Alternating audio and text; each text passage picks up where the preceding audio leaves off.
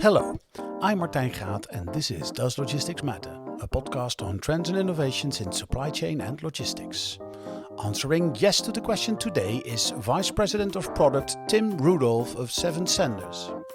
In this episode, we talk about how technology can enable retailers to leverage multiple carriers, the benefits of using out-of-home delivery, and what the future of last-mile delivery will look like. Please enjoy my conversation with Tim Rudolph. Hi, Tim. Welcome to the show. Hi, Martijn. Thanks for having me. I always have the same first question for my guest, and that question is, does logistics matter? It certainly does, if you ask me, like for me anyway. But yes, I think it's becoming more and more relevant industry, like it is anyway. But in particular in e-commerce, I think there is still so much to discover, like so much to optimize. So it certainly does.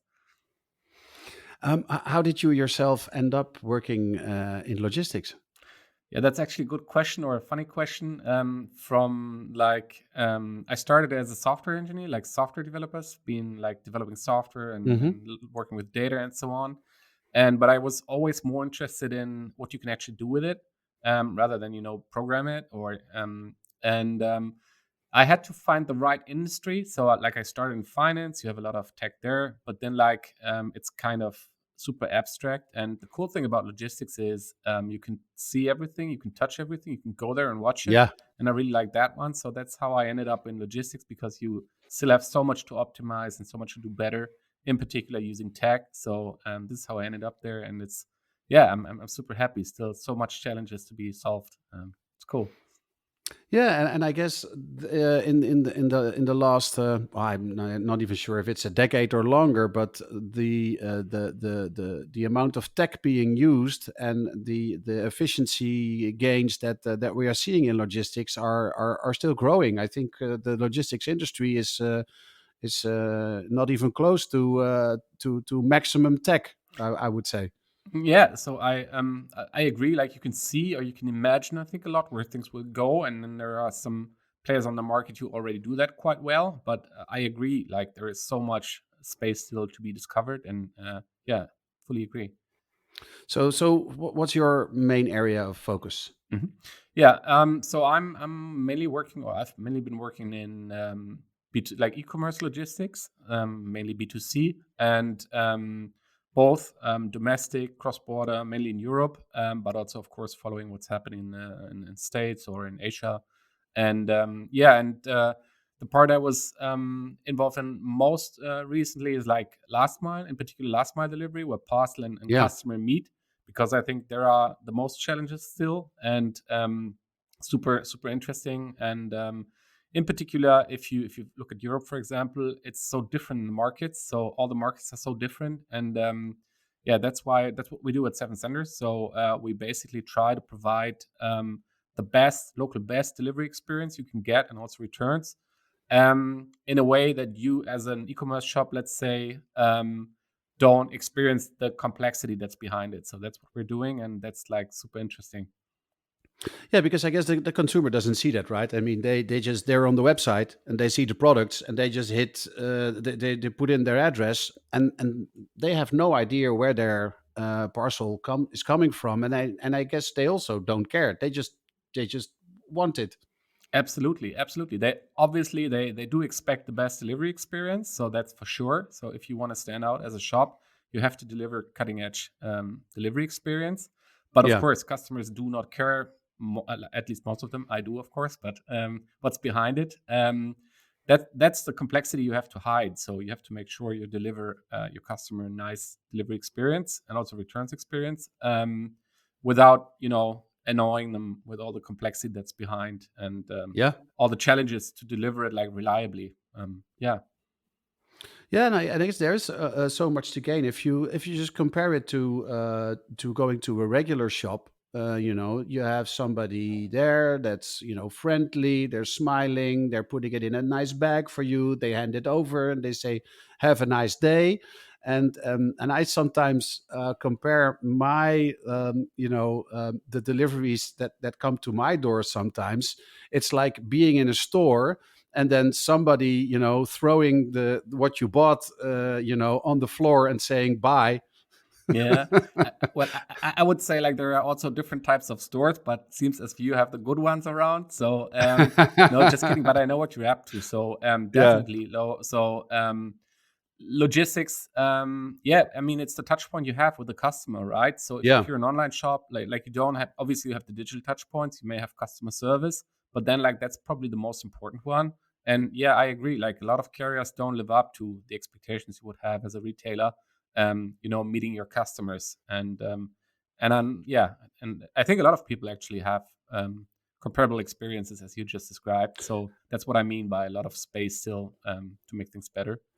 Yeah, and so for retailers operating in Europe with well, Europe is a collection of different markets. I mean, each country has its own. I mean, obviously there are the large pan-European players that are active in every country. But it's a fragmented market, and especially looking locally, there's lots of smaller players as well. So how can e-commerce companies leverage the availability of all these different carriers? Mhm. Yeah, it's a good point you're making there. So I think you have to distinguish between two different points of view. So if you live in some small place somewhere in some European country, Yeah. you're not so much interested in what's happening in the other countries. As we said before, you don't want to know about the complexity that's behind it. If you're the Hmm. online shop, obviously you are. So it might feel like the best solution to go with one player that would basically serve all the markets for you. So it Yeah. will be easy for you or convenient, let's say.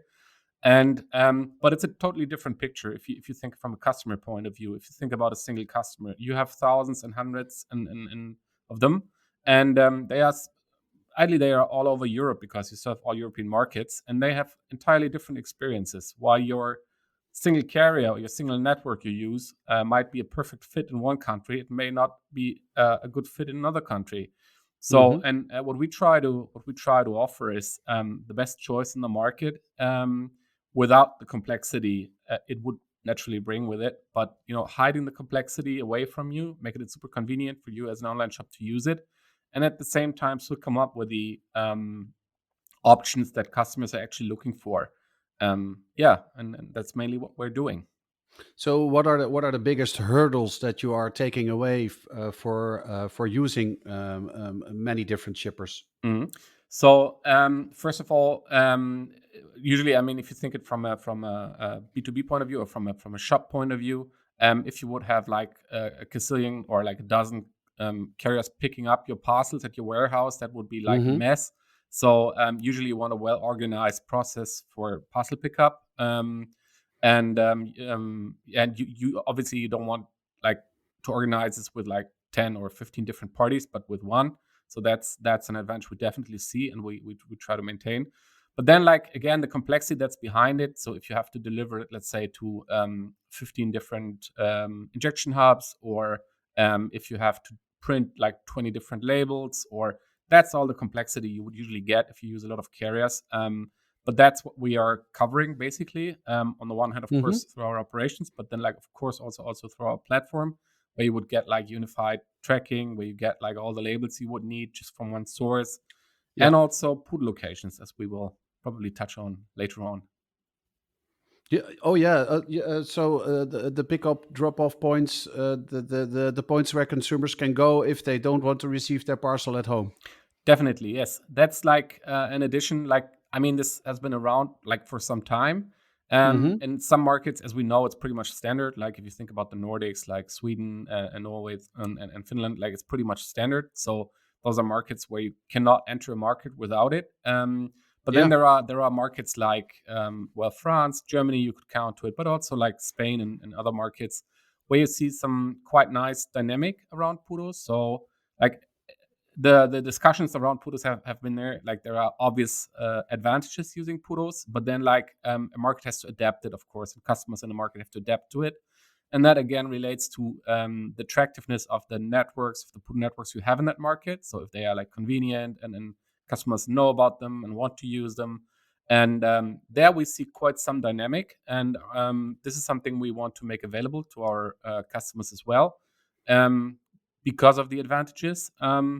And therefore, we've just recently added a service that does exactly what I described before. So it hides all the complexity, because we'll talk about thousands of PUDOs that kind of have different opening hours, different locations, offer different services.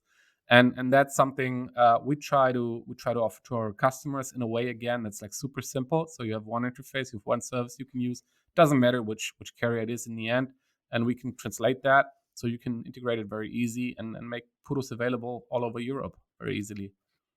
Yeah, because there's different types of locations, right? I mean, if I just look at my own situation here in the Netherlands, then sometimes it's in a supermarket, or in a small retail shop. There's even private people that do it from their house or their garage. They are like a service point for the parcel carriers. And I must say, one of my favorites is the parcel lockers that are popping up in an increasing number of locations. They're at public transport locations or gas stations, and I definitely like those, because I can go to them when I want to, and not when the shop is open. Because often when the shops are open, I have my own shop here in the office is open as well. So I'm busy. Mm. I think you're making a good point there. I think what's really key about PUDO, and if you want to be successful with PUDO, what you have to understand is the customer selects the PUDO. So, and the customer will only select PUDO if it's convenient for him or her, right? So it's Hmm. super important that you actually offer attractive options. And attractiveness is usually like, it needs to be convenient to get there. So it can be different. Like if it's on your drive home from work, this can be super convenient. Sometimes it's also a little bit more like it needs to be in slipper distance, so it's not a big Yeah, hassle to pick it up. And then yeah, of yeah, course it's opening hours, right? So you wanna get there whenever it suits you. So I think this is what you're referring to. Locker you can usually access 24/7, so that's like super convenient. So you don't have to kind of plan around it, but you just go there when it suits you in. yeah, So and broader like this, and it can be like different, like it can be in the same country, it can be like different networks or different customers are different attractive, because it's just around the corner. And this way you can see where the complexity is coming from. It may not necessarily be sufficient to have just one network in one market, but it might even be adding value and make and increase your out of home rate if you can offer like more than one network, because like then you have a good coverage, good proximity with the networks you can offer. So those are like the challenges around PUDO, when you think about making it successful and drive up your out of home rate. yeah. And it also, I guess, depends on the direction in which the parcel is going. I mean, if I'm receiving the parcel, I have a definite preference for the parcel locker that's really close to my home, because I can just it's I almost have to make no detour, and I just scan my QR code, and the door is open and everything is done. Um, but when uh, but when the sneakers don't fit, I need to send them back, and that's when I don't like the parcel locker if there's not a return label in the box, because then I need a printer and I need to stick something on, and when that's the case, I prefer to go to like a parcel point where I can just present the box, and they have a label, and they can take care of that. So I guess that makes a difference as well, whether it's the flow of goods being delivered, or when it's the returns flow. Definitely. So I think in most markets, or actually in all markets, it's pretty much standard that if you want to return something, you have to drop it off. So when you think about delivery, Yeah. in a lot of markets, like the standard option would be to have it delivered to home. But then, like if you want to return it, that's what most customers are already used to, so they drop it off. Still, there are, as you absolutely right pointed out, like there are services you can offer. So again, needs to be a good option you offer there, or a set of good options. And again, that's a very individual choice. And then there are services around it that you have to cover. So, like, I think the label was a very good example. Like, labeling box is Hmm. a very convenient solution. Might also be that you have a QR code and you will get the label wherever you drop it, or you don't have to print a label, like the guy who's picking up the parcel from the locker does it. There are different options. But again, if you want to be successful, retail is detail. So you have to make sure you offer the most convenient options to your customers. So that I know no onliner likes returns, but then like if the customer wants to return something, make it as convenient as you can. So the customer doesn't build up doesn't get reluctant to order again with your shop, but feels like it's super convenient, super easy, even if you want to return something.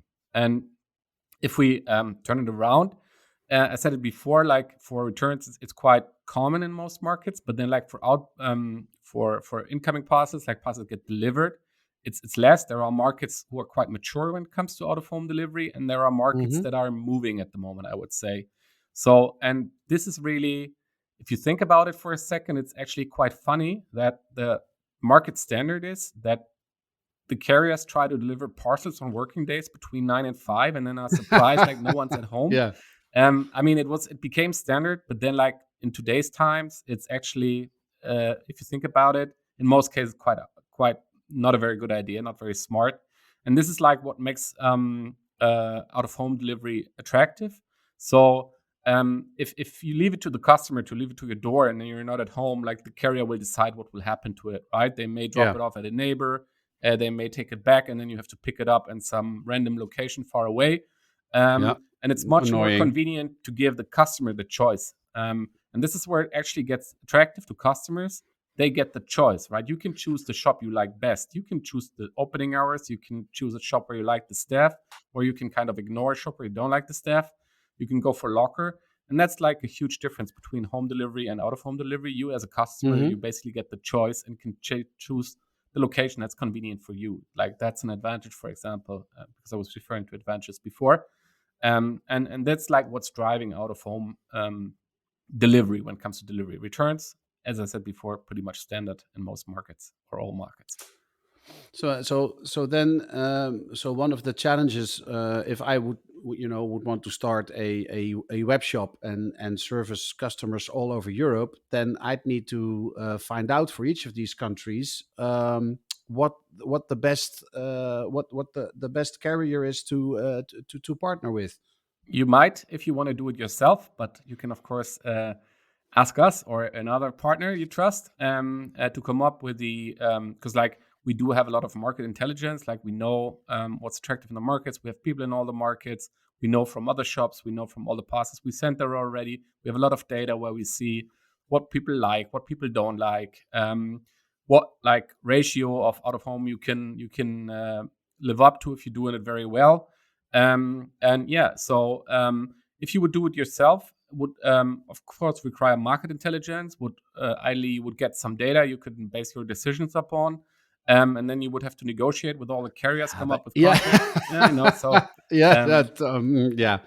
uh, Yeah, and that's but most most retailers, that's not what they're that's not what they're good at. Yeah, you're right. And also like where you would say like, now this is getting too complex, not adding enough value, so I rather skip it. And this is what we see what's changing at this point in time. So we see more and more for several reasons, and we can come back to that later maybe, that actually onliners would like to go into it because they see what's happening in the markets, but then like still kind of try to avoid the complexity. And yeah, that's what we've developed a service for just recently, which we call the PUDO Locator, which kind of collects all the data from all the carriers and makes it available to you as an online shop in a very convenient way. So in a unified way, you don't actually care what carrier it is or what network it is, because it will all feel the same to you, because we've unified it, and it makes it very convenient and easy to use that. So you can offer a very broad set and let your customer choose, again, because that's, I think, it's the biggest advantage you get, that the customer can actually choose compared to having to accept what the carrier offers. And yeah, so this is a very, very quite new service, very successful service, and gives you as an onliner the opportunity to step into out of home very easily without investing too much. Give it a try, figuring out what it could do to your customers. Yeah, so quite interesting option, I think. So how this would work is, so what I as a consumer would see from this is I would buy something on a website, and then I go to a screen that asks me, where do you want it delivered? and it's not bothering me with who is delivering it. It's just asking me where I want it delivered. Yeah. So Is that the idea? Like, so I may choose the parcel locker, and then it's shipped via DHL because DHL is closest to my home. Or if I say I'd like to pick it up at the gas station, and the gas station is, for some reason, a UPS access point, then automatically UPS is selected. Is that how what the consumer then experiences when he shops online? Yeah. So what usually happens is like you buy something online, you create a nice basket, then you go to the checkout, and then usually you get like different delivery options. And if you as a shop think like you want to do more in sustainability, maybe you have to look after costs, and or you want to give the customer choice, you may offer out of home. That's what we recommend for a lot of Yeah. cases. So what you would see, what would usually happen is you would get a map, and if the shop is smart, they will know your home address already, and then they will show you like the delivery options around your home. So that would be most convenient. You don't have to enter any data. You just pick what you like Mm-hmm. best. Usually it shows some information like the opening hours, or like if you can park there, maybe a nice picture, what it looks like, so you can kind of recognize it. Yeah. And then you select that one. This would be like the plain vanilla case. What happens in some cases as well is that then you don't want it. You want to pick it up on your way home or something, so you kind of have an easy opportunity to choose or to Yeah. search somewhere. And yeah, in fact, like we leave this usually is needs to go well in line with the overall usability of the shop. And so that's usually what a lot of shops focus on, that they do it very nice. So they don't want to lose a customer in the checkout for sure, because like then you've invested a lot of time to get those Yeah. customers there. But then like all the dirty work in the back is done by us, and we can support the shop like that they can actually focus on their customer. And we provide like one interface or one service basically that gives you all the data, so you can show it in your checkout very easily, and you don't have to care about the complexity in the back. And that happens through the Seven Standards platform, just as with labels and tracking or the other services we provide. And yeah, and also like that's you as a customer, as an online shop, you only have to integrate once, and once you're integrated, you can use it for Mm-hmm. all European markets, and that's true for label tracking, everything we do, and also for PUDO locations. Yeah. Now, you mentioned sustainability. Sustainability is definitely, from a consumer standpoint, the interest is rising, and people are caring much more about carbon footprint and the climate and the climate change. So, how does sustainability tie into this? Like, could a web shop easily offer like uh, not the fastest way to get your parcel, but the greenest way to get your parcel, for example? Are you seeing that as a trend? Definitely, it's a huge trend. So, and there is even, while it was there was a lot of traction around like offsetting in the past, like where you would say like you would Yeah. compensate for all the carbon that gets emission. There certainly is a trend to actually avoid carbon emissions, and that's obviously it's much harder. But that you can really make a big step there if you go for out of home. Why is that? Because like it's very simple. Like the van, let's assume it's not, unfortunately, not yet an electric van. It needs to go through every home and drop off one parcel. So one van will deliver Yeah. significantly less parcels compared if the van goes from PUDO to PUDO, they will obviously drop off, pick up much more parcels per tour. Yeah. And that saves per parcel. This saves a huge amount of carbon emissions. So actually, it's out of home delivery is a much greener product than or less carbon emission product than home delivery is. Ideally, of course, the van is an electric van, then you don't have carbon emissions there. Yes. But yeah, that's actually you can save up to 40% of carbon emissions there. So it's really a game changer, and really an opportunity to avoid carbon emissions, what you want to do in the first place, rather than offsetting, of course. Yeah, and it saves costs for everybody, because it takes much more time to take a van load of parcels along a long list of addresses versus bringing it to one location. Absolutely. So maybe to go back to your previous question, because I forgot one thing you said, it might not Yeah. be as fast. Actually, they are just as fast as home deliveries. In some cases, even more reliably fast, because they will usually still serve their PUDOs, and as PUDOs have well-defined opening hours, you can pick up your parcels. Compared to if you're not at home, they don't reach you. like put the Yeah. parcel somewhere else. So speed isn't really, there is no speed disadvantage, I guess I'm trying to say. Now, going back to the point you just made, yes, there are a lot of carriers who kind of pass the cost advantage they actually have in delivering to PUDOs for the same reason I pointed out before. They pass it to their customers because they want to kind of incentivize them to use to go for out of home. And in a lot of markets, there are quite attractive carriers with attractive networks that really offer a significant price advantage in the markets if you go for out of home. If you can convince your customer to use out of home, or at least utilize the share of your customers that are open to out of home. And maybe touching this, this proportion of the customers in the markets who are open to out-of-home delivery is growing. That's what we're seeing. And if you offer good options, they go for it, or a relevant share of them go for it. And that's the dynamic I referred to earlier. That's what we're seeing, and that's what we try to make available for our customers.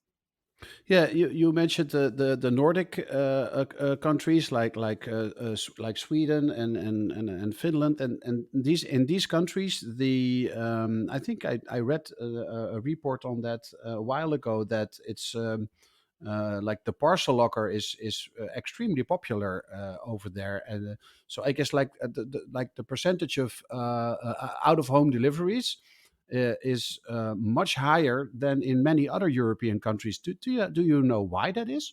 Yeah, so it definitely is. So you cannot enter certain markets without out of home, or like the carriers won't. Actually, there are, I guess, different reasons for it. And one most obvious reason, if you think about like the north of Sweden, like the density of population density you Yeah. have there, if you would have to drive to every home, like I think this is a logistics podcast, so everyone knows what this would mean in cost, and no one would be able to afford this. So Yeah, that's true. there are certainly historical reasons, but it's also like again, there are a lot of reasons. Might also be very individual reasons. Might be sustainability, what we said before, if you want to do something good about that. But yeah, what overall you can see, like in the Nordics, as you said before, you cannot enter markets. You have out of home rates of way up 90%, so it's pretty much standard. Of course, you also have carriers who try to go more into home delivery, at least in the urban areas. But if you look at the market as a whole, like that's an out-of-home market for sure. If you talk Sweden, Norway, as I said before. Yeah, so it's the geography of the place, because the addresses are in a lot of areas are remote and are far apart. But I have the feeling also that it's the Nordic consumers that are just more conscious, maybe more conscious about how they get their parcels, and want a more sustainable way. Might be one reason, definitely. I think other reasons are if you have a very price sensitive market, or if you're selling a very price sensitive product, like price differences and delivery costs make a difference.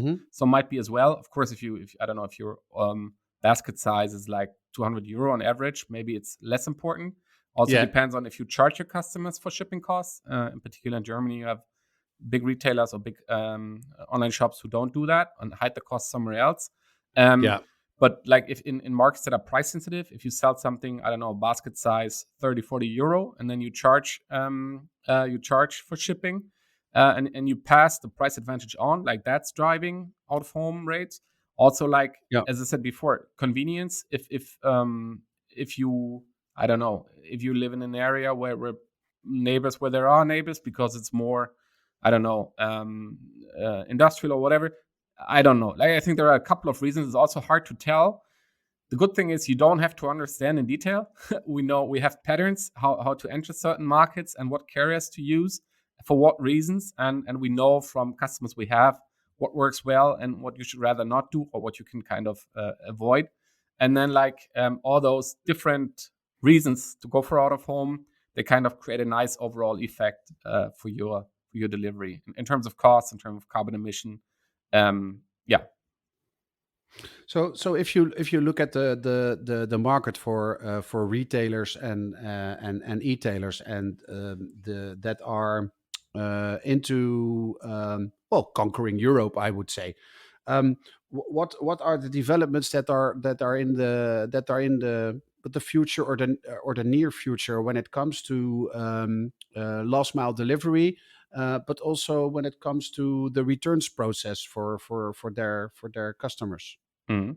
So I still think, although it's kind of not a new trend, convenience, customer convenience still is a key driver. Yeah. So and again, like, do all the e-tailers, all the online shops already kind of live up to their customers' expectations? Certainly not.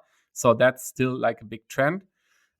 What we also see is like with delivery costs going up, increased energy prices, increased labor costs, putting carriers under pressure. They need to like increase their rates for obvious reasons, putting like online business models under pressure. There is pressure on costs, and yeah, so and people really have to investigate for, or have to look for other options. Maybe the single carrier or the single network they were using was sufficient to them before, and now they have to look for other options. So cost pressure certainly is driving things at the moment. And then, like, I think what's also key is like what we refer to as operational excellence. I think you said it Hmm. before. The way you, like, if you predict when the parcel is going to show up, you want to rely on that as a customer, right? If we say it's on Tuesday, will get delivered on Tuesday, that's something you want to rely on. Also, like, if Yeah. things don't work out, people want to know where their parcel is, how they can respond to it. So offering those options, I think, is becoming more and more important, because it creates customer convenience if you do that properly, and also it kind of avoids costs if you don't, like, if you have to send a second parcel, if you have to provide a lot of customer service because things don't work out as expected. That's creating costs as well. So this Yeah. operational excellence really is a big trend at the moment for both reasons, cost and customer convenience. So and that's, I think, like, for half a year now, it's really kind of really key trend we see in the market right now. And what about Not flexibility? mentioning sustainability. Sorry, I kind of skipped that because it No, was no, so not obvious yet. to me. Yeah. No, no, for sure, but also flexibility, because sometimes your day doesn't go as planned, and calendars change, meetings get cancelled. Is flexibility important in terms of switching the drop off location for a parcel? Definitely, definitely. Although it always has to work commercially, right? So I think there Sure. was this notion in the past of same day delivery, and like everything needs to be available within, I don't know, minutes or hours. Yeah. And I think what you can also see, like, in the market is like, it's like expectations have grown up a little. Let's put it like this, right? So it's great if you can do it, and there are certainly, if you kind of release a new iPhone or whatever, like, this might be a case, but then, like, it needs to work out in an overall setting, and so for sure, there always is this unhappy customer, right? Customers can always be, you can always kind of do it better, and flexibility certainly is something, but then, like, it needs to work. So it's much more important, I would say, that if you promise something to a customer, you have to stick to it, right? If you promise something and then Yes. you screw it up, that's even worse. So what I see, it's like, as I put it before, things grew up a little. So expectations a little bit more realistic. What you deliver, of course, if you can offer better service, it's always good. But then, like, if you offer it, you have to stick to it, and otherwise, it will create the opposite effect, I would say. So yeah. And for sustainability, I mean, we're seeing an increased number of electric vehicles, which I guess is good. I'm getting a lot of my parcels through bike couriers. So at least in the Netherlands, I mean, but we're like the biking capital of the world. So everything is by bike here. So, but I guess, I mean, what other trends do you see when it comes to last mile and returns and sustainability? Yeah, so definitely. So as I said before, so really saving or avoiding carbon emissions definitely is a trend. Hmm. And then, like, again, you have the networks that were around like a couple of years already, and they do things as they do. Obviously, they improve as well. But then, like, this always creates, if things are changing, this always creates opportunity. And you see, like, players trying to get into those gaps. Maybe the big carriers kind of leave to them. Can be true for lockers, can be true for, as you said before, like cargo bikes, delivery by cargo Yeah. bike or green delivery. There are players like who try to offer entirely green delivery, because like usually in parts of the chain you still use like the heavy trucks, and they are mostly Yes. not electric. So So when everything's changed, there certainly is a trend. So it's not going away. I would say there is pressure on avoiding carbon emissions as good as you can, and within the setting you have. So in terms of costs and in terms of, you have to make it work. So it has to be more sustainable. You have to avoid carbon emissions, and I think everyone's looking for the right setup to them. And on the other hand, you have players trying to get into those gaps and offer better service, like better networks, better delivery tours, whatever it is. So again, a lot of movement going on.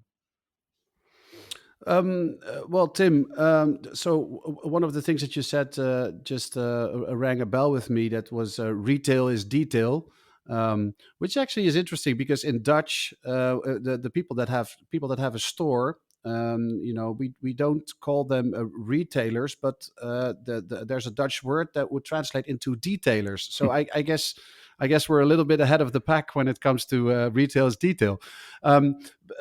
So thank you for.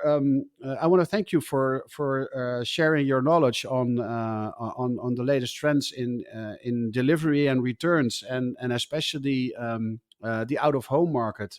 Interesting developments going on there.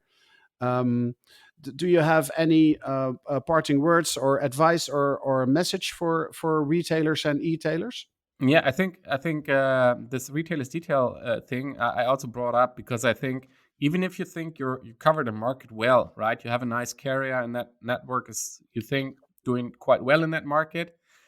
I think what's important is, may it be for cost reasons, may it be for customer convenience reasons or sustainability reasons, try new things. So I do think I've seen little number of online shops where I would say they are very, very good at what they are doing. So I would really suggest, if you feel like you can do better in the market, give it a try, right? And think about the market. We can help with that. We know what's relevant in the market. We can make testing new markets very easy. Don't stick. I think you always have to develop, and there are always details you can do better. And I think with cost pressure, need to go for more sustainable solutions. Increasing customer convenience.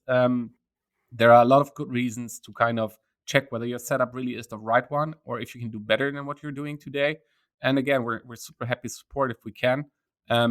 We offer a lot of service that make testing super simple, without a lot of front up investment. So reach out if you want to test and you feel like you need a partner. Yeah, well, Tim, I guess that's for me. I would say it's just excellent life advice. Try new things. Yeah, definitely. So thank you for that. Thanks for your time, Tim. Thank you for having me once more. Thank you for listening to Does Logistics Matter? For more on trends and innovations in supply chain and logistics, visit our blog on logisticsmatter.com. If you want to be a guest on this podcast, please send an email to podcast@logisticsmatter.com. This podcast was produced by Dimitry VleugelThe. The music is based on a sample by Ragaman and produced by Michael Spengler. This episode was supported by Seven Senders. Seven Senders supports retailers with their daily end-to-end supply chain from warehouse to customers. They offer shipping and delivery services from a single source, such as analytics, tracking tools, a custom solution, designed to reduce the effort and complexity of customs clearance operations and out-of-home services through one standardized and easy-to-use format, their PUDO Locator. For more information, please visit sevensenders.com.